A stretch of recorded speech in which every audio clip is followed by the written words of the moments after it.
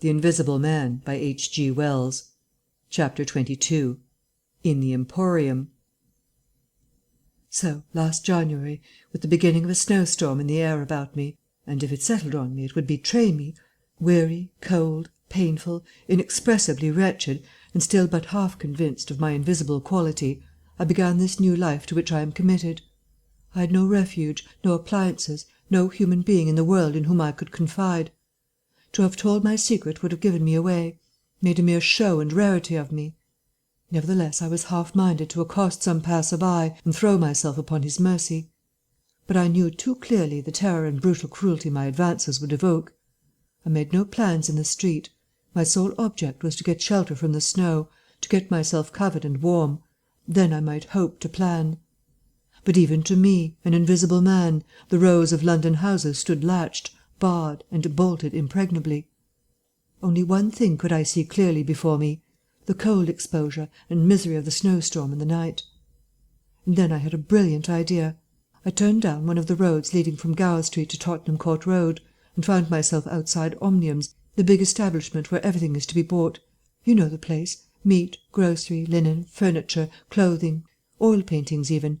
A huge meandering collection of shops rather than a shop. I had thought I should find the doors open, but they were closed, and as I stood in the wide entrance a carriage stopped outside, and a man in uniform, you know the kind of personage with Omnium on his cap, flung open the door. I contrived to enter, and walking down the shop, it was a department where they were selling ribbons and gloves and stockings and that kind of thing, came to a more spacious region devoted to picnic baskets and wicker furniture. I did not feel safe there, however. People were going to and fro, and I prowled restlessly about until I came upon a huge section in an upper floor containing multitudes of bedsteads, and over these I clambered and found a resting place at last among a huge pile of folded flock mattresses. The place was already lit up and agreeably warm, and I decided to remain where I was, keeping a cautious eye on the 2 or 3 sets of shopmen and customers who were meandering through the place until closing time came. Then I should be able, I thought, to rob the place for food and clothing, and disguised, prowl through it and examine its resources, perhaps sleep on some of the bedding. That seemed an acceptable plan. My idea was to procure clothing to make myself a muffled but acceptable figure, to get money, and then to recover my books and parcels where they awaited me, take a lodging somewhere, and elaborate plans for the complete realization of the advantages my invisibility gave me, as I still imagined, over my fellow men. Closing time arrived quickly enough. It could not have been more than an hour after I took up my position on the mattresses before I noticed the blinds of the windows being drawn, and customers being marched doorward. And then a number of brisk young men began with remarkable alacrity to tidy up the goods that remained disturbed. I left my lair as the crowds diminished, and prowled cautiously out into the less desolate parts of the shop. I was really surprised to observe how rapidly the young men and women whipped away the goods displayed for sale during the day. All the boxes of goods, the hanging fabrics, the festoons of lace, the boxes of sweets in the grocery section, the displays of this and that, were being whipped down, folded up, slapped into tidy receptacles, and everything that could not be taken down and put away had sheets of some coarse stuff like sacking flung over them. Finally, all the chairs were turned up onto the counters, leaving the floor clear. Directly each of these young people had done, he or she made promptly for the door with such an expression of animation as I have rarely observed in a shop assistant before. Then came a lot of youngsters, scattering straw dust and carrying pails and brooms. I had to dodge to get out of the way, and as it was, my ankle got stung with the sawdust. For some time, wandering through the swathed and darkened departments, I could hear the brooms at work, and at last, a good hour or more after the shop had been closed, came a noise of locking doors. Silence came upon the place, and I found myself wandering through the vast and intricate shops, galleries, show-rooms of the place, alone. It was very still. In one place I remember passing near one of the Tottenham Court Road entrances and listening to the tapping of boot-heels of the passers-by. My first visit was to the place where I had seen stockings and gloves for sale. It was dark, and I had the devil of a hunt after matches, which I found at last in the drawer of the little cash-desk. Then I had to get a candle. I had to tear down wrappings and ransack a number of boxes and drawers, but at last I managed to turn out what I sought. The box label called them lambswool pants and lambswool vests. Then socks, a thick comforter, and then I went to the clothing place and got trousers, a lounge jacket, an overcoat and a slouch hat, a clerical sort of hat with the brim turned down. I began to feel a human being again, and my next thought was food. Upstairs was a refreshment department, and there I got cold meat. There was coffee still in the urn, and I lit the gas and warmed it up again, and altogether I did not do badly. Afterwards, prowling through the place in search of blankets, I had to put up at last with a heap of down quilts. I came upon a grocery section with a lot of chocolate and candied fruits, more than was good for me, indeed, and some white burgundy. And near that was a toy department, and I had a brilliant idea. I found some artificial noses, dummy noses, you know, and I thought of dark spectacles. But Omniums had no optical department. My nose had been a difficulty indeed. I had thought of paint, but the discovery set my mind running on wigs and masks and the like. Finally I went to sleep in a heap of down quilts, very warm and comfortable. My last thoughts before sleeping were the most agreeable I had had since the change. I was in a state of physical serenity, and that was reflected in my mind. I thought that I should be able to slip out unobserved in the morning, with my clothes upon me, muffling my face with a white wrapper I had taken, purchase with the money I had taken, spectacles and so forth, and so complete my disguise. I lapsed into disorderly dreams of all the fantastic things that had happened during the last few days. I saw the ugly little Jew of a landlord vociferating in his rooms. I saw his 2 sons marvelling, and the wrinkled old woman's gnarled face as she asked for her cat. I experienced again the strange sensation of seeing the cloth disappear, and so I came round to the windy hillside and the sniffing old clergyman mumbling earth to earth, ashes to ashes, dust to dust, at my father's open grave. "You also," said a voice, and suddenly I was being forced towards the grave. I struggled, shouted, appealed to the mourners, but they continued stonily following the service. The old clergyman, too, never faltered, droning and sniffing through the ritual. I realized I was invisible and inaudible, that overwhelming forces had their grip on me. I struggled in vain. I was forced over the brink. The coffin rang hollow as I fell upon it, and the gravel came flying after me in spadefuls. Nobody heeded me. Nobody was aware of me. I made convulsive struggles and awoke. The pale London dawn had come. The place was full of a chilly grey light that filtered round the edges of the window blinds. I sat up, and for a time I could not think where this ample apartment, with its counters, its piles of rolled stuff, its heap of quilts and cushions, its iron pillars, might be. Then, as recollection came back to me, I heard voices in conversation. Then, far down the place, in the brighter light of some department which had already raised its blinds, I saw 2 men approaching. I scrambled to my feet, looking about me for some way of escape, and even as I did so the sound of my movement made them aware of me. I suppose they saw merely a figure moving quietly and quickly away. "Who's that?" cried one, and "Stop there!" shouted the other. I dashed around a corner and came full tilt, a faceless figure, mind you, on a lanky lad of 15. He yelled and I bowled him over, rushed past him, turned another corner, and by a happy inspiration threw myself behind a counter. In another moment feet went running past, and I heard voices shouting, "All hands to the doors," asking what was up, and giving one another advice how to catch me. Lying on the ground, I felt scared out of my wits. But, odd as it may seem, it did not occur to me at the moment to take off my clothes as I should have done. I had made up my mind, I suppose, to get away in them, and that ruled me. And then down the vista of the counters came a bawling of "Here he is!" I sprang to my feet, whipped a chair off the counter, and sent it whirling at the fool who had shouted, turned, came into another round a corner, sent him spinning, and rushed up the stairs. He kept his footing, gave a view "Hello!" and came up the staircase hot after me. Up the staircase were piled a multitude of those bright-coloured pot things. What are they? "Art pots," suggested Kemp. "That's it, art pots. Well, I turned at the top step and swung round, plucked one out of a pile and smashed it on his silly head as he came at me. The whole pile of pots went headlong, and I heard shouting and footsteps running from all parts. I made a mad rush for the refreshment place, and there was a man in white like a man-cook who took up the chase. I made one last desperate turn and found myself among lamps and ironmongery. I went behind the counter of this and waited for my cook, and as he bolted in at the head of the chase I doubled him up with a lamp. Down he went, and I crouched behind the counter and began whipping off my clothes as fast as I could. Coat, jacket, trousers, shoes were all right, but a lamb's-wool vest fits a man like a skin. I had more men coming. My cook was lying quiet on the other side of the counter, stunned or scared speechless, and I had to make another dash for it, like a rabbit hunted out of a wood-pile. "This way, policeman!" I heard someone shouting. I found myself in my bedstead storeroom again, and at the end of a wilderness of wardrobes. I rushed among them, went flat, got rid of my vest after infinite wriggling, and stood a free man again, panting and scared, as the policeman and 3 of the shopmen came round the corner. They made a rush for the vest and pants, and collared the trousers. "He's dropping his plunder," said one of the young men. "He must be somewhere here." But they did not find me all the same. I stood watching them hunt for me for a time, and cursing my ill luck in losing the clothes. Then I went into the refreshment room, drank a little milk I found there, and sat down by the fire to consider my position. In a little while 2 assistants came in and began to talk over the business very excitedly and like the fools they were. I had a magnified account of my depredations, and other speculations as to my whereabouts. Then I fell to scheming again. The insurmountable difficulty of the place, especially now it was alarmed, was to get any plunder out of it. I went down into the warehouse to see if there was any chance of packing and addressing a parcel, but I could not understand the system of checking.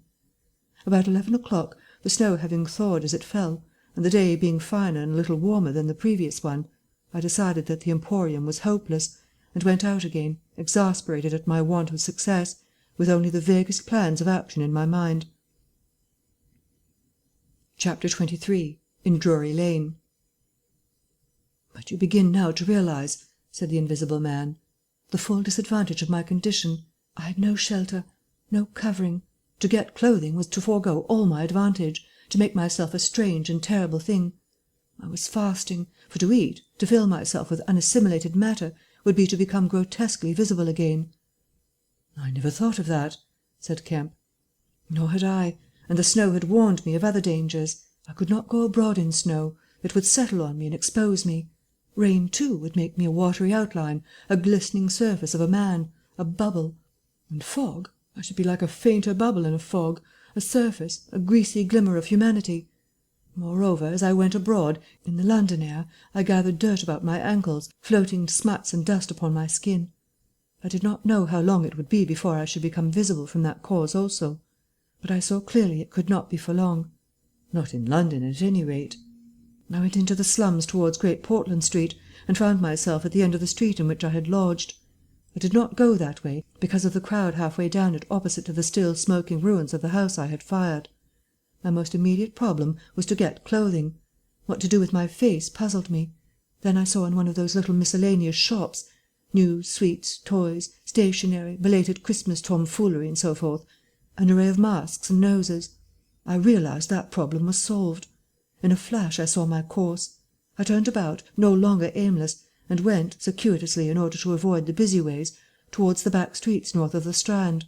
For I remembered, though not very distinctly where, that some theatrical costumiers had shops in that district. The day was cold, with a nipping wind down the northward running streets. I walked fast to avoid being overtaken. Every crossing was a danger, every passenger a thing to watch alertly. One man, as I was about to pass him at the top of Bedford Street, turned upon me abruptly and came into me, sending me into the road and almost under the street of a passing hansom. The verdict of the cab rank was that he had had some sort of stroke. I was so unnerved by this encounter that I went into Covent Garden Market and sat down for some time in a quiet corner by a stall of violets, panting and trembling. I found I had caught a fresh cold, and had to turn out after a time lest my sneezes should attract attention. At last I reached the object of my quest, a dirty, fly-blown little shop in a byway near Drury Lane, with a window full of tinsel robes, sham jewels, wigs, slippers, dominoes, and theatrical photographs. The shop was old-fashioned and low and dark, and the house rose above it for 4 stories, dark and dismal. I peered through the window and, seeing no one within, entered. The opening of the door set a clanking bell ringing. I left it open, and walked round a bare costume stand into a corner behind a cheval-glass. For a minute or so no one came. Then I heard heavy feet striding across a room, and a man appeared down the shop. My plans were now perfectly definite. I proposed to make my way into the house, secrete myself upstairs, watch my opportunity, and when everything was quiet, rummage out a wig, mask, spectacles, and costume, and go into the world, perhaps a grotesque but still a credible figure. And incidentally, of course, I could rob the house of any available money. The man who had just entered the shop was a short, slight, hunched, beetle-browed man, with long arms and very short bandy legs. Apparently I had interrupted a meal. He stared about the shop with an expression of expectation. This gave way to surprise, and then to anger, as he saw the shop empty. "Damn the boys," he said. He went to stare up and down the street. He came in again in a minute, kicked the door to with his foot spitefully, and went muttering back to the house door. I came forward to follow him, and at the noise of my movement he struck dead. I did so too, startled by his quickness of ear. He slammed the house door in my face. I stood hesitating. Suddenly I heard his quick footsteps returning, and the door reopened. He stood looking about the shop like one who was still not satisfied. Then, murmuring to himself, he examined the back of the counter and peered behind some fixtures. Then he stood doubtful. He had left the house door open, and I slipped into the inner room. It was a queer little room, poorly furnished and with a number of big masks in the corner. On the table was his belated breakfast, and it was a confoundedly exasperating thing for me, Kemp, to have to sniff his coffee and stand watching while he came in and resumed his meal. And his table manners were irritating. 3 doors opened into the little room, one going upstairs and one down, but they were all shut. I could not get out of the room while he was there. I could scarcely move because of his alertness, and there was a draught down my back. Twice I strangled a sneeze just in time. The spectacular quality of my sensations was curious and novel, but for all that I was heartily tired and angry long before he had done his eating. But at last he made an end, and putting his beggarly crockery on the black tin tray upon which he had had his teapot, and gathering all the crumbs up on the mustard-stained cloth, he took the whole lot of things after him. His burden prevented his shutting the door behind him, as he would have done. I never saw such a man for shutting doors, and I followed him into a very dirty underground kitchen and scullery. I had the pleasure of seeing him begin to wash up, and then, finding no good in keeping down there, and the brick floor being cold on my feet, I returned upstairs and sat in his chair by the fire. It was burning low, and scarcely thinking, I put on a little coal. The noise of this brought him up at once, and he stood aglare. He peered about the room and was within an ace of touching me. Even after that examination he scarcely seemed satisfied. He stopped in the doorway and took a final inspection before he went down.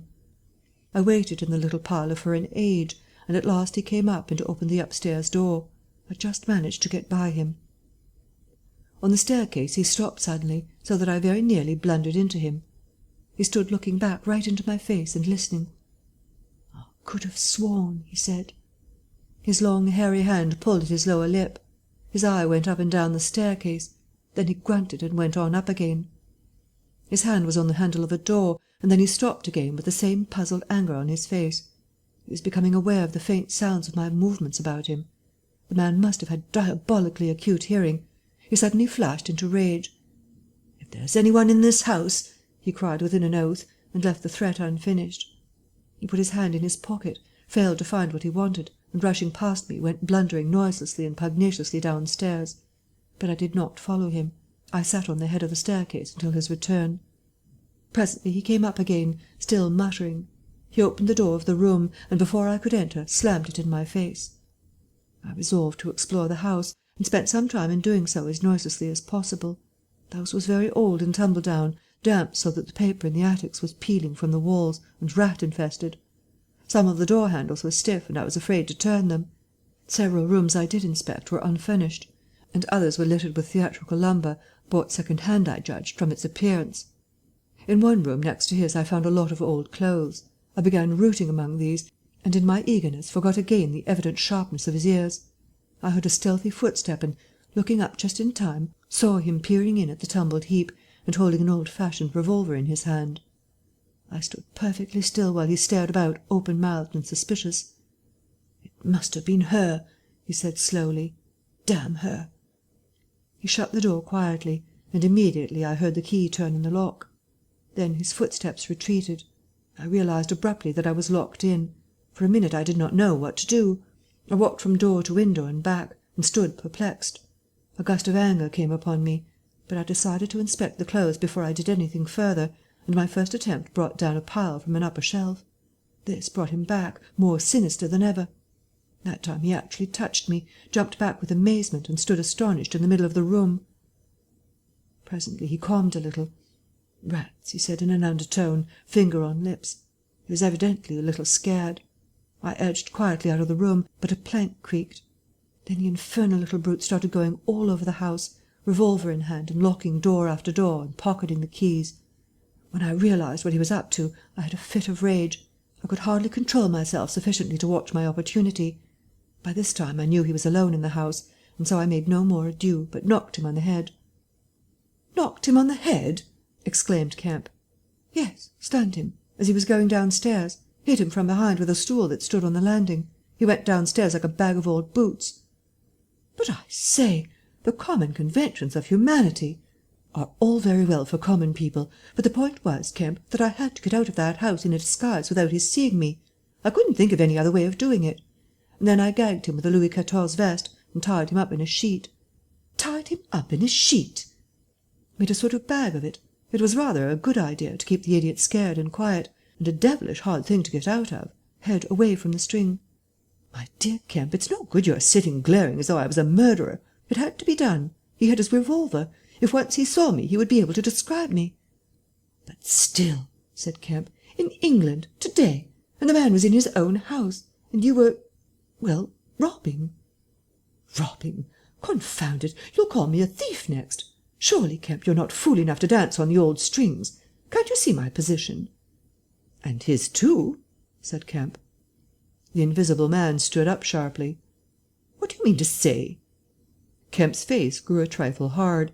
He was about to speak and checked himself. "I suppose, after all," he said with a sudden change of manner, "the thing had to be done. You were in a fix. But still... Of course I was in a fix, an infernal fix. And he made me wild, too, hunting me about the house, fooling about with his revolver, locking and unlocking doors. He was simply exasperating. You don't blame me, do you? You don't blame me?" "I never blame any one," said Kemp. "It's quite out of fashion. What did you do next?"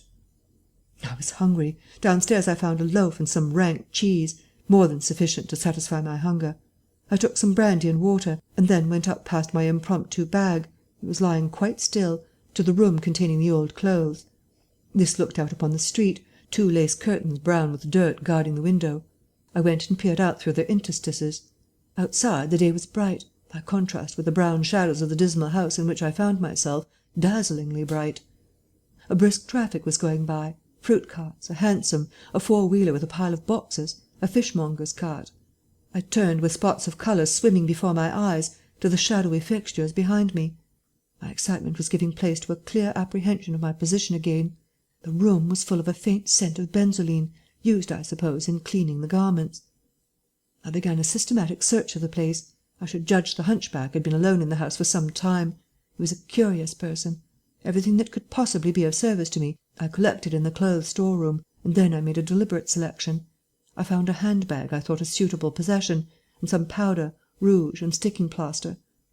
I had thought of painting and powdering my face and all that there was to show of me, in order to render myself visible, but the disadvantage of this lay in the fact that I should require turpentine and other appliances and a considerable amount of time before I could vanish again. Finally I chose a mask of the better type, slightly grotesque but not more so than many human beings, dark glasses, greyish whiskers, and a wig. I could find no underclothing, but that I could buy subsequently, and for the time I swathed myself in calico dominoes and some white cashmere scarves. I could find no socks, but the hunchback's boots were rather a loose fit and sufficed. In a desk in the shop were 3 sovereigns and about 30 shillings worth of silver, and in a locked cupboard I burst in the inner room were 8 pounds in gold. I could go forth into the world again, equipped. Then came a curious hesitation. Was my appearance really credible? I tried myself with a little bedroom looking-glass, inspecting myself from every point of view to discover any forgotten chink, but it all seemed sound.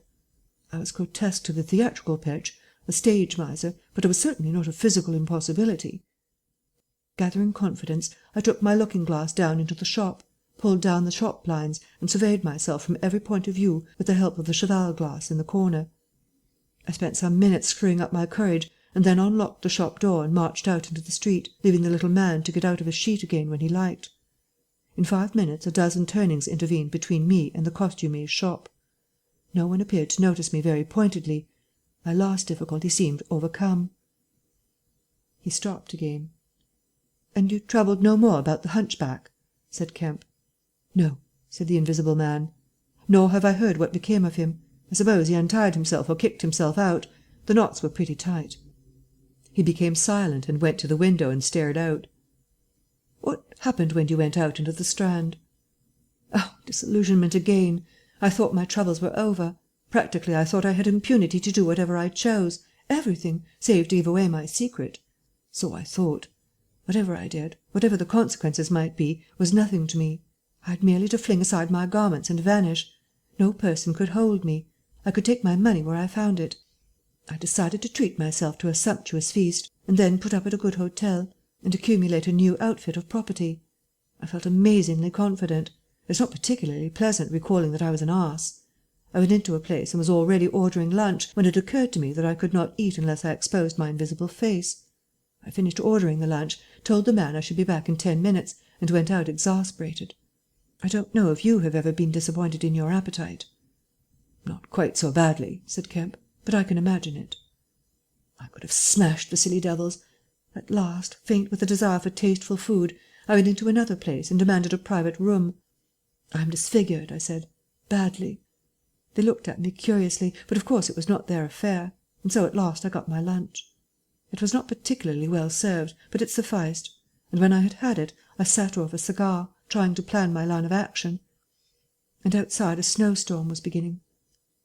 The more I thought it over, Kemp, the more I realized what a helpless absurdity an invisible man was, in a cold and dirty climate and a crowded civilized city. Before I made this mad experiment, I dreamt of 1,000 advantages. That afternoon it seemed all disappointment. I went over the heads of the things a man reckons desirable. No doubt invisibility made it possible to get them, but it made it impossible to enjoy them when they are got. Ambition, what is the good of pride of place when you cannot appear there? What is the good of the love of woman when her name must needs be Delilah? I have no taste for politics, for the blackguardisms of fame, for philanthropy, for sport. What was I to do? And for this I had become a wrapped-up mystery, a swathed and bandaged caricature of a man. He paused, and his attitude suggested a roving glance at the window. "But how did you get to Iping?" said Kemp, anxious to keep his guest busy talking. "I went there to work. I had one hope. It was a half idea. I have it still. It is a full-blown idea now, and a way of getting back, of restoring what I have done, when I choose, when I have done all I mean to do invisibly, and that is what I chiefly want to talk to you about now." "You went straight to Iping?"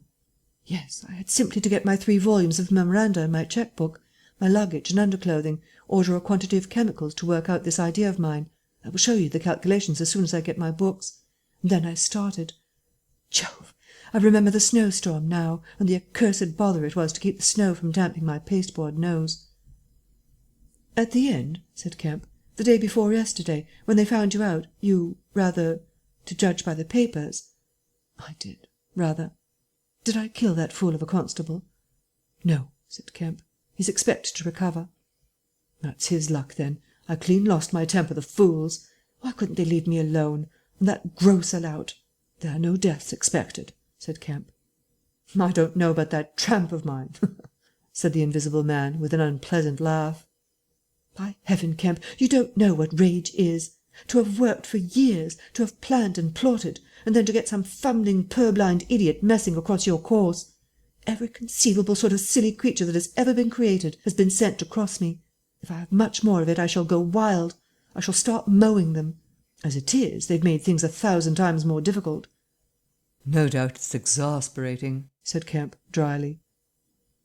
End of chapters 22 and 23.